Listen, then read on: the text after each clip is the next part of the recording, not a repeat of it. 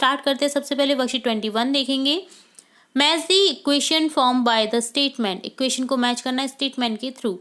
The sum of 3 times और number and 4 is 25। तो ये मैच किससे होगा, देखिए यहाँ पर sum of 3 times of number, यानी 3 को मल्टीप्लाई कर दिया x से प्लस 4 इज कितना बचा 25। तो यहाँ पर इससे मैच कर देंगे।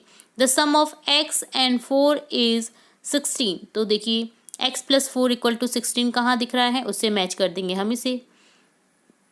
सब्ट्रैक्टिंग 5 फ्रॉम x में से x minus 5 equal to given 3। तो यहाँ पर इससे मैच कर देंगे इस तरह से।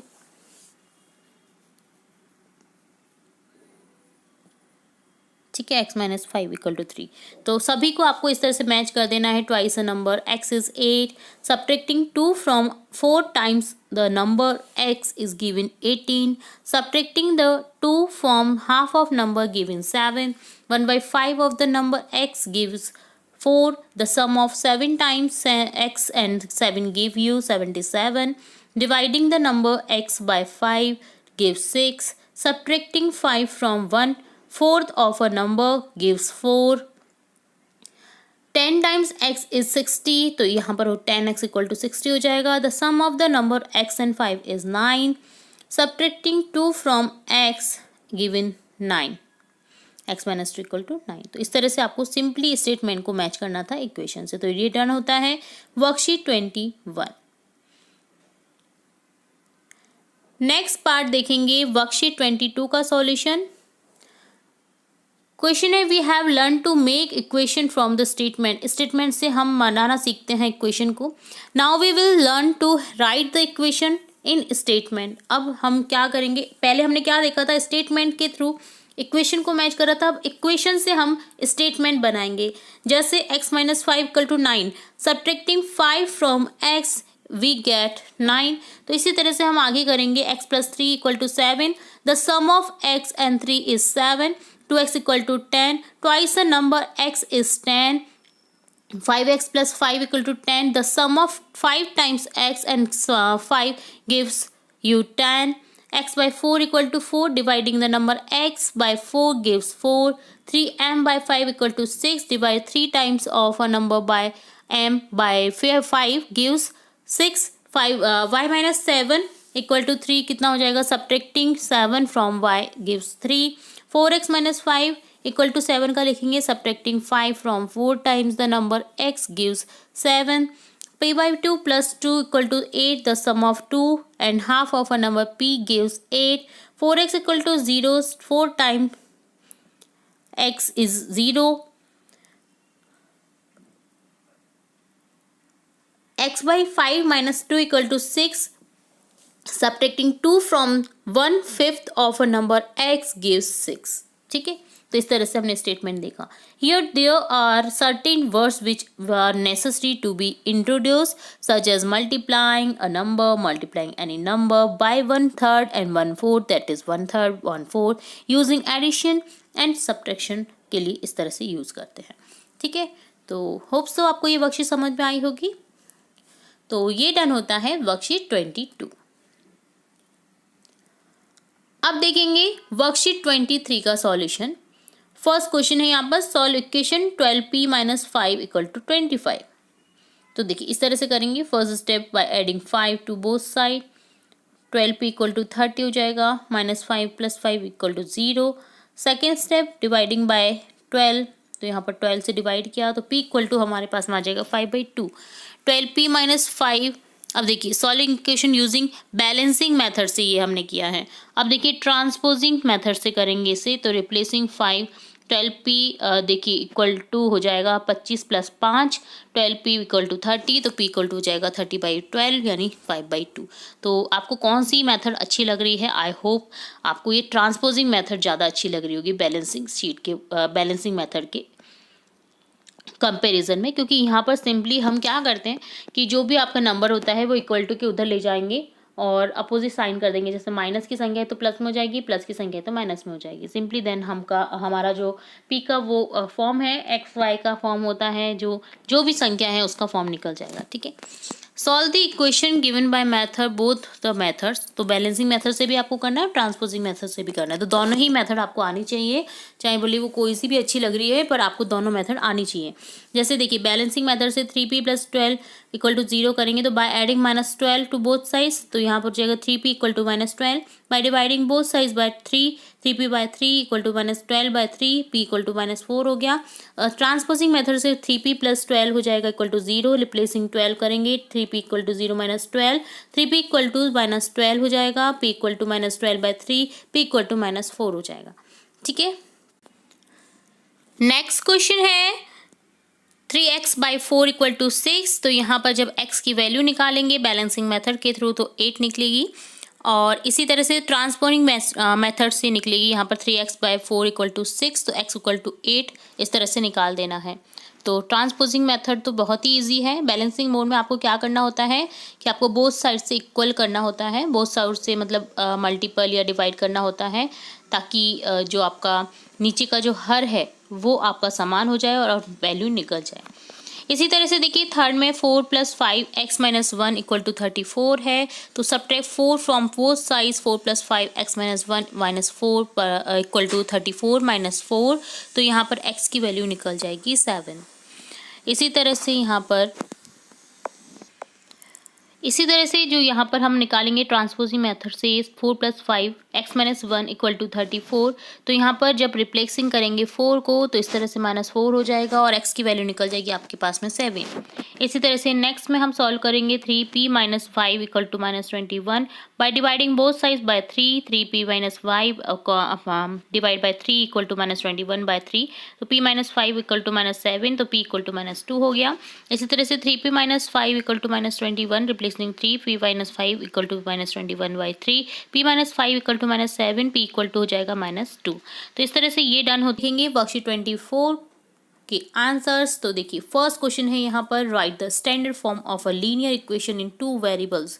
लीनियर इक्वेशन जो होती है, स्टैंडर्ड फॉर्म होता है लीनियर इक्वेशन का ax + by + c = 0। Express 2x = 3y + 4 in the form of ax + y + c = 0 हो जाएगा। 2x - 3y - 4 = 0।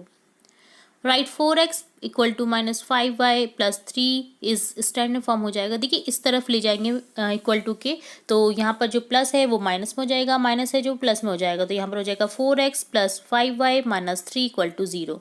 Right 7x = 9 in the form of ax + by + c = 0 and determine the values of a, b and c। 7x - 9 = 0, a = हो जाएगा 7, b = 0, c = -9। Express 2x = 7 in the form of linear equation in 2 variable 2x - 7 = 0. Maximum number of solution possible for linear equation in 2 variables ax + by + c = 0। तो हो जाएगा maximum possibility जो होगी 2 variables की वो infinite होगी। तो यहाँ पर ऑप्शन सी करेक्ट हो जाएगा। कितनी भी वेरिएबल्स हम रख सकते हैं, मैक्सिमम नंबर ऑफ सॉल्यूशन, तो कितने भी नंबर हो सकते हैं, नंबर ऑफ सॉल्यूशन कोई फिक्स नहीं होगा। जितनी संख्या बढ़ती जाएंगी उस संख्या के हिसाब से आंसर बढ़ते जाएंगे। तो ये डन होता है वर्कशीट 24। नेक्स्ट हम देखेंगे वर्कशीट 25 का सॉल्यूशन। फर्स्ट क्वेश्चन है find 4 different solution of the equation x + 2y = 6। तो यहाँ पर हो जाएगा x = 0, 0 + 2y = 6, तो x = हो जाएगा 6/2 = 3। तो यहाँ पर देखिए different solution of the equation, यहाँ पर x की y की वैल्यू आप डिफरेंट तरीके से रख सकते हैं। तो x की वैल्यू हम डिफरेंट तरीके से रखेंगे ना, तो हमारे पास में y की डिफरेंट वैल्यूज आ जाएंगी। तो देखिए x = 1 रखने पर हमें y का सॉल्यूशन मिलेगा 5/2, x = 2 रखने पर हो जाएगा यहाँ पर y = 4/2 2, x = -2 रखेंगे तो यहाँ पर हो जाएगा y = 8/2 = 4।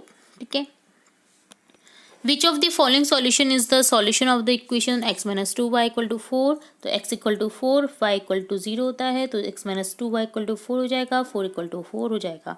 Find the value of k in the equation 3x + y = k if x = 2, y = -1। तो यहाँ पर हो जाएगा 6 - 1 = k, k = 5। Fill in the table with solution of the equation x + 2y = 3। तो यहाँ पर देखिए एक्स की वैल्यूज़ रख देंगे, वाई की वैल्यूज़ इस तरह से हो जाएगी। ठीक है,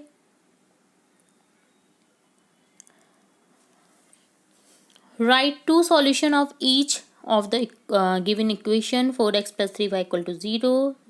तो यहाँ पर देखिए इस तरह से सॉल्व करेंगे हम। x = 0 रखने पर हमें मिलेगा y की 0 और 4, x = 1 रखने पर मिलेगा 1 8/3, 2x+5 y में हो जाएगा, x = 0 में रखेंगे तो y = 0 0, और x = 1 रखने पर y 1 - 2y5 हो जाएगा। ठीक है, तो सिंपली आपको x की जगह पे 1 रखना है, तो आपको देखिए y की वैल्यू मिल जाएगी यहाँ पर। ठीक है, इसी तरह से y की वैल्यू हम डिफरेंट तरीके से निकाल सकते हैं दी गई इक्वेशन में। तो ये डन होता है आपका वर्कशीट 25 का सॉल्यूशन। नेक्स्ट देखेंगे वर्कशीट 26 का सॉल्यूशन। यहाँ पर है सबसे पहले postulates. Euclid's postulates. A straight line can be drawn from one point to another. Straight line किसी भी पॉइंट से किसी भी फॉर्म के रूप में खींची जा सकती है। अ terminating line can be extended indefinitely. Terminating line जो है वो एक्सटेंड की जा सकती है इनडेफिनेटली, यानी इनडेफिनेटली तरीके से। अ सर्कल इनडेफिनेटली तरीके से ही टर्मिनेटिंग लाइन खींची जा सकती है। Circle can be constructed with any centre and any radius. Circle किसी भी रेडियस के थ्रू या सेंटर के थ्रू खींचा जा सकता है। All right angles are equal to each other. Right angle equal होते हैं एक दूसरे के। If a straight line intersects two other straight line such as the sum of interior angle on the side is lesser than 180, the two straight line will eventually meet on that side. If the sum of the interior angle on one side is equal to 180 degree, the two straight line will never meet. Straight line कभी भी मिलती नहीं है, यानी parallel line, but intersect line, और intersect line जो होती हैं वो एक पॉइंट पर आपको इंटरसेक्ट होती दिखाई देती हैं, जो कि डिफरेंट वे में जाती हैं। ठीक है, और एक बार वो मिलेंगी आपस में एक पॉइंट पर। ठीक है, इफ़ अब देखिए क्वेश्चन देखेंगे, यहाँ पर ये कुछ पॉइंट्स दे रखे थे इम्पोर्टेंट। अब देखेंगे question. If a straight line intersects two other straight lines such that it form two interior angle on the same side, the both straight lines are extended indefinitely on that side. They will meet where the sum of the angle. तो यहाँ पर हो जाएगा less than 180. How many lines can be drawn from a point? Infinite lines. Anant line खींचे जा सकते हैं एक पॉइंट से। How many lines can be drawn passing through 2 points? Only 1. एक बार ही पास हो सकती है एक पॉइंट पर line. A surface is one that has only length and width. ठीक है, तो ये डन होता है आपका वर्कशीट 26। तो सबसे पहले देखेंगे वर्कशीट 27 के आंसर्स। तो यहाँ पर देखिए फर्स्ट क्वेश्चन है, which line pass through point E. E से कौन सी लाइन गुजर रही है? तो यहाँ पर देखिए ई पॉइंट से निकल रही है, बहुत सारी लाइन है, T S F S D Q हो गया यहाँ पर, इसी तरह से ए क्यू हो गया, पी क्यू हो गया, ठीक है, बी क्यू, है ना। तो ये सभी लाइन ई से निकल रही हैं। The line passing through the point A से निकल रही है, देखिए P Q, P B, P D, P E. जो ए पॉइंट है देखिए आप इसे ध्यान से देखिए, तो पी बी निकल रही है, पी डी निकल रही है, पी क्यू निकल रही है, और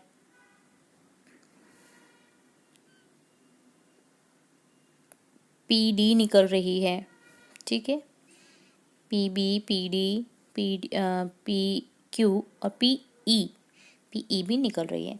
the line segment which passes through the point D is P Q. Write the name of ray shown in the figure. PQ, RS, TU. ठीक है, right the name of acute angle.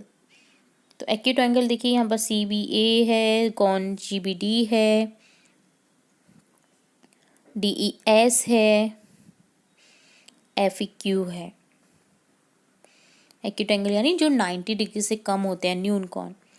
इसी तरह से आपको निकालना है right a pair of intersecting lines PQ TU RS DQ, जो कि इंटरसेक्ट कर रहे हैं पॉइंट B और E पे। Right the name of obtuse angle CBD। Obtuse angle यानी अधिक कौन, 90 डिग्री से ज़्यादा कौन। तो यहाँ पर है कौन CBD, कौन ABZ, कौन DEF, कौन SEQ। Right the name of straight angle form of point D PDA। What will be the value of con 1 and identify the name of this angle 80 degree. con 1 equal to 80 degree, straight line है देखिए यहाँ पर, सरल रेखा 180 degree के कौन पर। Right the name of the parts of vertically opposite angle formed at point B। तो यहाँ हो जाएगा कौन CBD, कौन ABZ, CBA और Z कौन GBD। ठीक है, तो इस तरह से डन होता है वर्कशीट 27, जहाँ पर हमने देखा different line sequence, line angles, different type of angles. Next देखेंगे वर्कशीट 28। यहाँ पर है acute angle less than 90 degree, right angle 90 degree और 90 डिग्री से ज़्यादा होता है वो ऑब्ट्यूस एंगल होता है, स्ट्रेट एंगल होता है 180 और 180 से ज़्यादा होता है रिफ्लेक्स एंगल, जो कि 360 डिग्री से भी ज़्यादा हो सकता है, 360 डिग्री से छोटा होता है और 180 डिग्री से बड़ा होता है, वो होता है रिफ्लेक्स एंगल। ठीक है, तो यहाँ पर डिफरेंट टाइप ऑफ एंगल्स की आपको पिक्चर्स दिखा रखी हैं जिससे आप समझ सकें, क्योंकि कई बार कंफ्यूज हो जाते हैं स्पेशली रिफ्लेक्स एंगल में कि 180 डिग्री से ज़्यादा अगर एंगल है तो हम उसे क्या बोलेंगे और कैसे मेज़र करेंगे।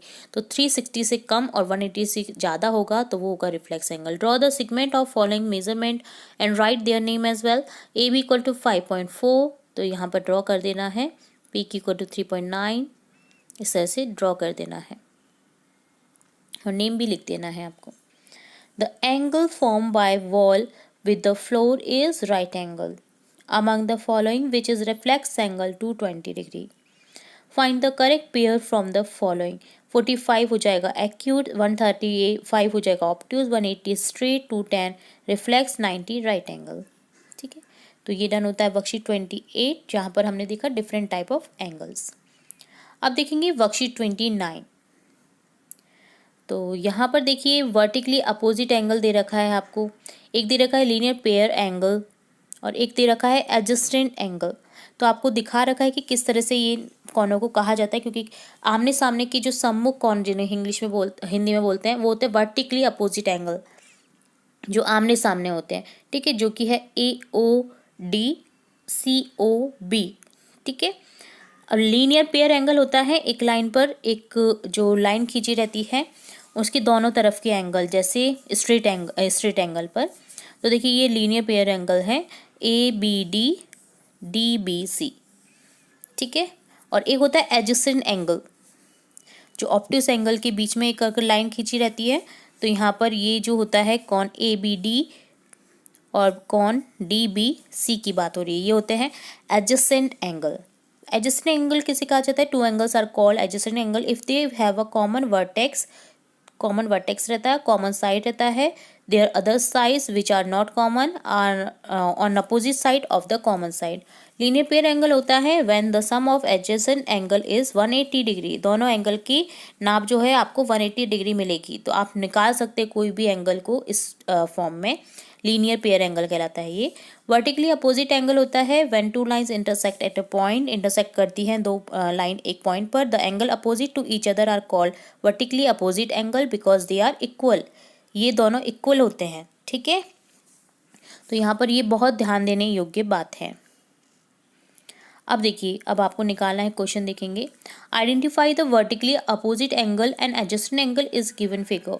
तो वर्टिकली अपोजिट एंगल तो हो जाएगा कौन CQR इक्वल टू कौन PQB। Vertically opposite angle QRC के हो जाएगा SBD। Adjacent angle EST equal to हो जाएगा ESD। एडजेसेंट एंगल PTA के बराबर हो जाएगा कौन ATE। ठीक है,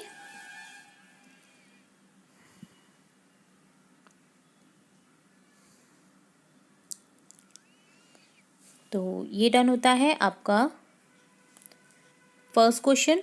अब देखेंगे second question. In the given figure, write any four pairs. Which angle are linear pair angle?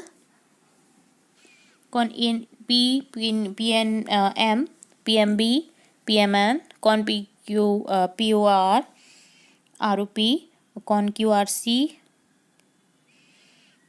कौन QRC हो जाएगा यहाँ पर लीनियर पेयर में, QRC,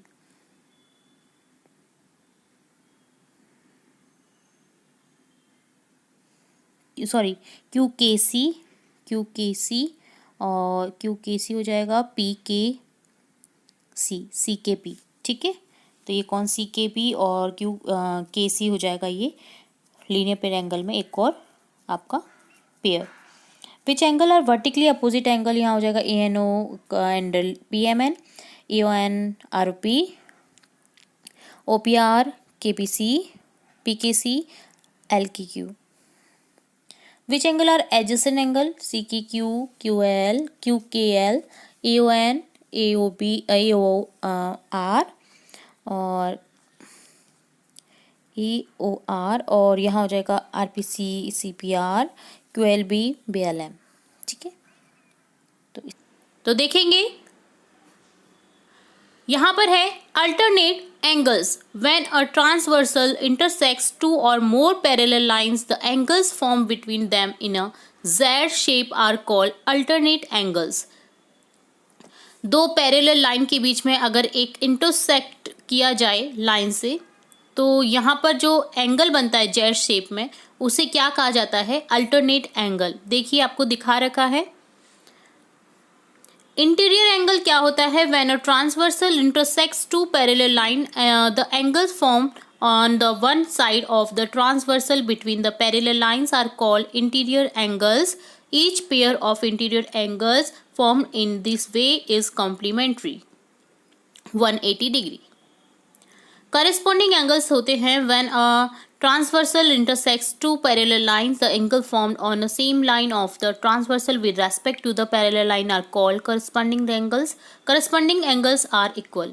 ये इक्वल होते हैं, ये ध्यान रखना है आपको। करस्पॉन्डिंग एंगल्स ये है, देखिए इंटीरियर एंगल, ठीक है, और ये होता है आपका करस्पॉन्डिंग एंगल जो कि इक्वल रहता है। ये ध्यान देने योग्य बातें हैं ताकि आपको जब भी आप सॉल्व करें किसी भी क्वेश्चन को तो आप इजीली सॉल्व कर पाएँ। तो देखिए इंटीरियर एंगल में क्या होता है ना कि जब हम रेखा का जो कोण निकालते हैं, तो आपको पता ही है कि इंटीरियर एंगल में सरल रेखा बन रही है। सरल रेखा कौन होता है 180, तो आपको दूसरा कौन मिल जाना है इजीली। जैसे देखिए find the value of x is given figure, x की वैल्यू निकालनी है। तो देखिए कौन 50 इक्वल आर इंटीरियर एंगल्स कौन x और कौन 50, ठीक है। तो यहाँ पर देखिए इंटीरियर एंगल फॉर्म 180 डिग्री होता है, तो सो वैल्यू x की निकल जाएगी 180 माइनस 50 130, ठीक है। तो यहाँ पर आपको ये ध्यान देना है कि इनका योग जो होता है इक्वल टू 180 डिग्री होता है, ठीक है। तो 180 में से आप माइनस कर दीजिए 50 को, तो यहाँ पर हो जाएगा 130 x की value. Find the value of x in the given figure, corresponding angles है ये। तो देखिए x इक्वल टू 120 हो जाएगा क्योंकि ये इक्वल होते हैं। फाइंड द वैल्यू ऑफ कॉन x, angle x in the given figure, तो लीनियर पेयर यहाँ पर हो जाएगा, तो 180 माइनस 60 कर देंगे तो 120 हो जाएगा कॉन x। कॉन x इज गिवन फिगर, यहाँ पर देखिए निकालेंगे वैल्यू, तो यहाँ पर भी देखिए 180 में से 60 प्लस 50 को घटा दीजिए, 70 डिग्री आंसर बचेगा। Identify the linear pair angle, alternate angle, corresponding angle and vertically opposite angle in the given figure. तो देखिए इस तरह से निकाल लेंगे लीनियर पेयर, कॉन angle 1 2, angle 1 4 2 3 4 3 5 6 8 7 5 8 6 7, alternate angle 4 6 3 5, corresponding angle 1 5 2 6 4 8 3 7। यहाँ पर देखिए इस तरह से निकल जाएगा ये। वर्टिकली अपोजिट एंगल जो है VOA वो हो जाएगा कौन 1 एंगल 1 3, एंगल 2 4, एंगल 5 7, एंगल 6 8, ठीक है। 6 question in the figure, lines AB and CD intersect 8 point O पर इंटरसेक्ट करिए AB और CD। If AOC plus BOE equal to 70 degree हो, तो BOED बराबर 40 डिग्री हो, तो then find the measure of BOE is corresponding COE।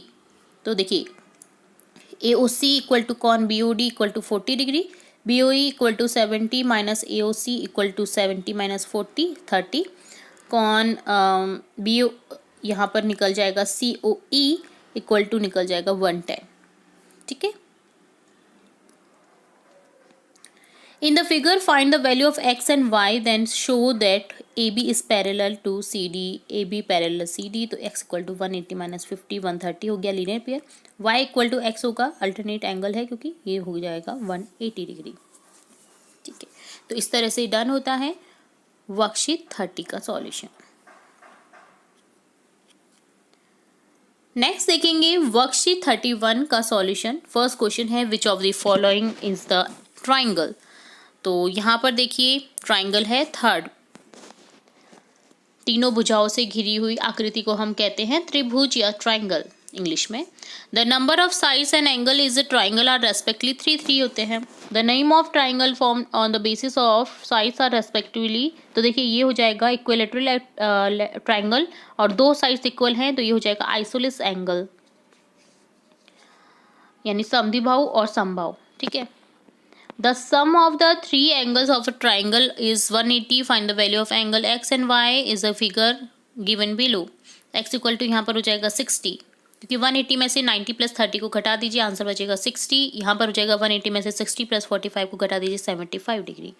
Name of the type of triangle on the basis of sides, तो देखिए हो जाएगा equilateral triangle, isosceles triangle, scalene triangle. Name the type of triangle on the basis of angle, acute angle हो जाएगा, right angle triangle हो जाएगा और एक ऑब्ट्यूज एंगल ट्राइंगल हो जाएगा। न्यून कोण, सरल रेखा कोण त्रिभुज और ऑब्ट्यूज एंगल अधिक कोण। Fill in the blanks. If all the sides of triangle are equal then it is called a equilateral triangle. अगर इक्वल रहते हैं तो इक्विलेटरल ट्राइंगल होता है। If all sides of a triangle are unequal तो called scalar angle, scalene angle. If the value of one angle is right angle of a right angle is 40, then value of another angle will be 50, क्योंकि 90 plus 40 कितना हो गया 130, 130 को घटा दीजिए 180 में से तो यहाँ पर हो जाएगा 50 degree. If the measure of two angles of a triangle are 40 and 60, तो find a third of, तो यहाँ पर x plus 40 plus 60 equal to 180 करेंगे, x equal to निकल जाएगा 180 minus 100 80 degree. If the ratio of three angles of a triangle is 1:2:3, then find the value of the three angles of a triangle। यहाँ पर हो जाएगा angles are 30, 60 और 90। ठीक है, क्योंकि x plus 2x plus 3x equal to 180 कर देंगे और क्योंकि हम वेरिएबल मानेंगे 1 2 3 का x और इस तरह से x की वैल्यू निकल जाएगी 30, देन एंगल्स निकल जाएंगे 30, 2 into 30 60, 3 into 30 90। Can you make a triangle whose all three angles are more than 60? No, because sum of angle of triangle 180 degree. तो more than 60 से तो हमारा तीनों ही अगर ट्राइंगल more than 60 होंगे तो हमारा कभी भी जो त्रिभुज है वो बनेगा ही नहीं। ठीक है, वो चतुर्भुज की श्रेणी में आ जाएगा।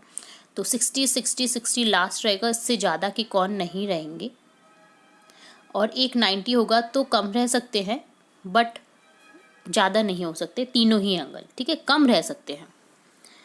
Construct N isosceles triangle ABC whose equal side are 5 centimeter and another side is 3 centimeter right on the 3 angle, तो यहाँ पर हो जाएगा 5 5 3 सेंटीमीटर। तो इस तरह से डन होता है आपका वर्कशीट 31 का सॉल्यूशन। नेक्स्ट देखेंगे वर्कशीट 32 का सॉल्यूशन। यहाँ पर दे रखा है आपको एक समझाने के लिए एक थ्योरी। देखिए पहले इससे देख लेते हैं। In a right angle number of square form on a base, base square, number of square on perpendicular, perpendicular square, number of square hypotenuse, तो यहाँ हो जाएगा हाइपोटेन्यूस स्क्वायर। तो यहाँ पर देखिए हो जाएगा hypotenuse square equal to base square plus perpendicular square, यानी आधार का स्क्वायर प्लस लंब का स्क्वायर होता है कर्ण का स्क्वायर। ये हाइपोटेन्यूस जो होता है ना ये होता है कर्ण। ठीक है, परपेंडिकुलर आप देख लें सीधी रेखा और नीचे की जो बेस लाइन होती है उसे बेस बोलते हैं। ठीक है, तो ये एक फॉर्मूला है राइट एंगल की किसी भी चीज़ का आप निकालना हो कोई सी भी भुजा उसके लिए। ठीक है, कर्ण का स्क्वायर इक्वल टू लंब का स्क्वायर प्लस आधार का square. The triangle shown in the figure picture is right angle है, वो राइट एंगल यानी एक कोण आपका 90 डिग्री का रहता है राइट एंगल में, ठीक है। What is the length of the base of this triangle 3 centimetre. What is the length of hypotenuse is this angle 5 centimetre. What is the which of the following angles in the picture is a right angle con ABC? How many square are there in the square form on the base? तो square कितने हैं यहाँ पर आपको बताने, 1 2 3 4 5 6 7 8 9, फिर 10 11 12 13 14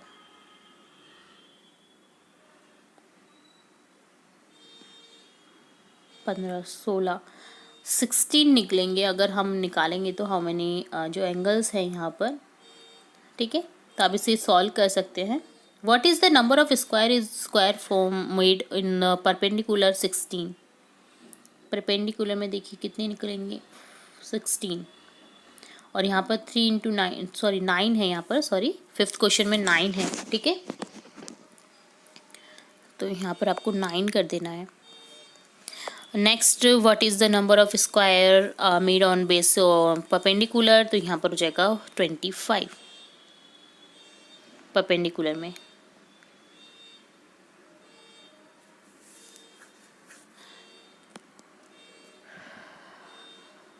ठीक है, the total number of square नहीं, the total of number square, तो टोटल तो हो जाएगा 25, नंबर ऑफ स्क्वायर यहाँ पर स्क्वायर मेड ऑन परपेंडिकुलर में 16 है।